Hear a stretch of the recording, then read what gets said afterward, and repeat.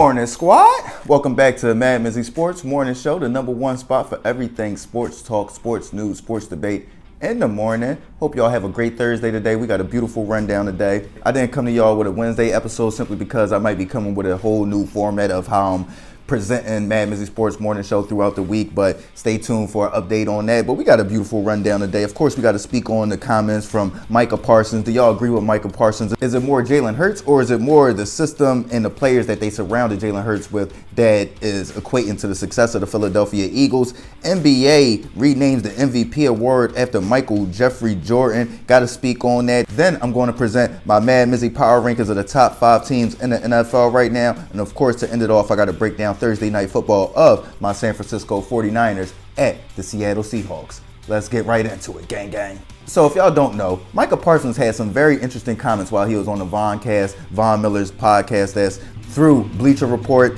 dope podcast. But his statement was, and his analysis of Jalen Hurts as an MVP candidate was that it was more of the system that the Eagles implemented and the players around him more than it was Jalen Hurts that is equating to the Eagles' success, and he should not be in the MVP conversation. I completely disagree with Micah Parsons. Now, I do got to come out here. I completely agree that I love the competitive nature of Micah Parsons. I love the fact that he's going out and then he's analyzing it the way he's seeing it. He's not going out there trying to, I don't want to poke the bear. I don't want to add any extra motivation to the Philadelphia Eagles, knowing that we about to play them in a couple weeks. I love that aspect. But he's seeing it wrong, brother. You're seeing it wrong. You feel what I'm saying? When you look at Jalen Hurts and the system, Jalen Hurts is the system. When you think about Jalen Hurts, he's more so a Lamar Jackson, a Josh Allen. He is the system. It's not like you can just plug and play any other quarterback in Jalen Hurts' place and you're going to get the same results. No. That's not going to happen. The only other person you probably could plug in there and get the same results is Lamar Jackson, because he's the only other quarterback that can run and pass the way that Jalen Hurts can. The improvement that Jalen Hurts has shown throwing the ball, his deep passes have been immaculate this year, on the money. You get what I'm saying? I just don't see how you say a person that has 22 passing touchdowns, 10 rushing touchdowns is being uplifted by the system and the players around him. No, he's uplifting the players and the system that they're running. He's making it run that much smoother because he's that person. His decision making, his split-second decision making has been off the charts this year because all of that read option stuff is split decision, split second. You feel what I'm saying? And he's been killing it this year. But when you look at the passes he's completed this year, when you look at the way he's reading defenses, what he brings to the table running the ball, what more do you need, Micah? What more do you need to say that this man is a clear MVP candidate? To me, he's the second behind Patrick Mahomes because I think just what Patrick Mahomes is doing without Tyreek Hill and then what Tyreek Hill is doing down there in Miami, you got to give some props to what Patrick Mahomes is doing to uplift that entire team. But Jalen Hurts is right behind him. Jalen Hurts right on that hills. You get what I'm saying? He right on his heels. So I don't get what Micah Parsons was trying to analyze in that situation when he said it's the team and the players. Let's move on though. We had huge news out of the NBA yesterday. The NBA renames its MVP award after Michael Jordan. It is now called the Michael Jordan MVP Award. New trophy. The trophy was beautiful. They got 23 cuts in the basketball to represent the number that Michael Jordan wore. To me, this was just beautiful news. Just more evidence that the NBA is always like proactive. You get what I'm saying? They always ahead of the curve. Like what they did last year, naming the Finals MVP after Bill Russell, naming the Western Conference MVP after Magic Johnson, naming the Eastern Conference MVP after Larry Bird, naming the All-Star Game MVP after Kobe Bryant. Then to come back around this year and name the regular season MVP after Michael Jeffrey Jordan, a 5-time MVP, 6-time NBA champion, 10-time scoring champion. Just a beautiful move from the NBA, a star-driven league, to put their legends on the forefront. Like the top players of all time in the NBA all have an award named after them now. So to me, that's just homage to the players of the past, the legends of the past, what they built, the people that we grew up and watched and idolized. It's a beautiful thing to finally come around and see that their names will live on forever. Their names will live on forever through the game of basketball. So that's just more evidence that the NBA is always on top of what's important. You get what I'm saying? They're always ahead of the curve. They're always proactive. tip my cap out to Adam Silver in the NBA. Let's move on though. Let me present my MadMizzy Power Rankings top 5 teams in the NFL right now. Let's start off at number 5. To me, at number 5, I got the Buffalo Bills. I got the Buffalo Bills at number 5 and not a little bit higher simply because they struggled against the New York Jets. They've been struggling of recent lately. And I just don't like the simple fact that they've been running the ball a little bit better with James Cook of lately, but they still rely heavily on Josh Allen. And it does seem like they're in 3rd and 12 all the time. So then they just went out and got Cole Beasley. I think that's just a terrible sign, and I think that's a sign that they're desperate right now. And they should have went out and got T.Y. Hilton if they knew that they needed another option instead of bringing back a person who made it clear he didn't want to return to Buffalo in this offseason. So, yeah, at number 5, I got the Buffalo Bills. They got to turn it around, though. At number 4, I got the Kansas City Chiefs. When you think about having a close game, they had to come back on the Denver Broncos this past Sunday, giving up 28 points to the Denver Broncos, more points than they scored in the past month of November for the Denver Broncos. It was just terrible to me for the Kansas City Chiefs. 3 interceptions from Patrick Mahomes. He leveled it out with 3 touchdowns, but 3 interceptions. That's not going to bode well in the playoffs, especially if you're going up against this number 3 team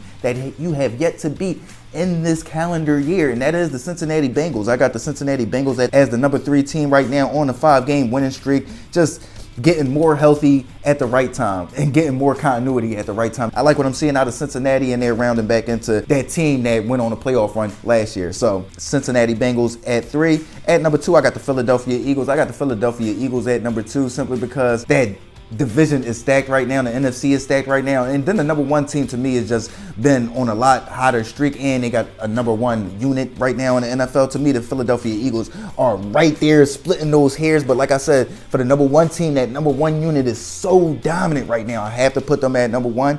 But the Philadelphia Eagles are just a well-rounded, well-oiled machine right now. That's what they are. They just running through everybody, but I do see them slipping up. It's just about, will that slip up come in the playoffs, and will it result in a loss? But they will slip up, and there will be some closer games as they come down the stretch. I'm very, very much looking forward to that Eagles versus Cowboys game in Dallas in 2 weeks. Let's end it off, though, with the number 1 team in the NFL right now. I got my San Francisco 49ers on a 6-game winning streak. That's why I had them at the number 1 seed right now. We are on a 6-game winning streak. In the last 6 games, we've only given up 2 touchdowns in the second half. We've taken the ball away 10 times in that same time frame in the second half. We are the number 1 scoring defense, the number 1 defense in yards given up per game, number 1 third down defense, number 1 rush defense, number 1 pass defense. Our defense right now is so dominant as a unit. How could you not make my San Francisco 49ers the number 1 team in the NFL? I know we got Mr. Irrelevant out there. He balled. He beat the GOAT.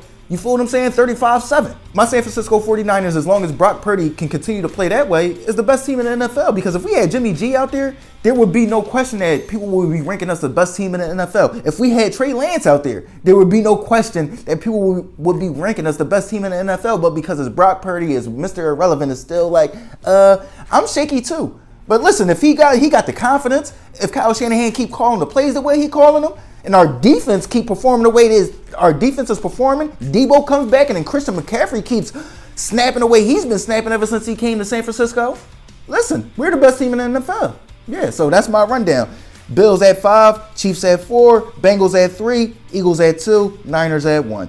Now, with that being said, who do I have in a Thursday night football game of my San Francisco 49ers at the Seattle Seahawks? You got Kenneth Walker returning for the Seattle Seahawks. No Kevin Givens, no Debo Samuels for my San Francisco 49ers. My Niners can wrap up the NFC West and a playoff spot with a win tonight. So to me, the key matchup is going to be if we can contain Kenneth Walker. We've only been giving up 75 yards rushing per game this season. So I feel as though we'll be able to go out there and contain Kenneth Walker. We beat the Seattle Seahawks 27-7 in week 2 because we're able to contain Kenneth Walker and put the ball into Geno Smith's hands. I see the same thing happening this week. I see Christian McCaffrey having a huge game with no Debo Samuel out there. I see us pulling out a 23-10 win in Seattle. It's going to be close, but then we're going to pull away in the second half. The 12th man Thursday night football, the injuries we got, Brock Purdy dealing with an injury. Him saying he's questionable coming into the game. I'm expecting him to play though.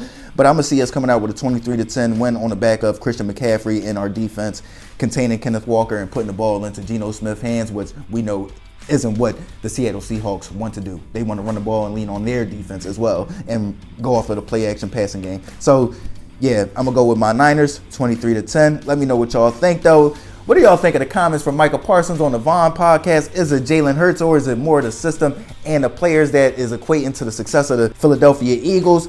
NBA renames the MVP trophy after Michael Jordan. What y'all think about that? MadMizzy Power Rankings top 5 teams in the NFL right now. Let me know who y'all top 5 teams in the NFL are right now. And then what is the key matchup in tonight's Thursday night football game of my San Francisco 49ers at the Seattle Seahawks? And who do y'all have winning that game? MadMizzy Sports Morning Show. Like, comment, share, subscribe, listen, alert. MizzyWorld Entertainment. Gang.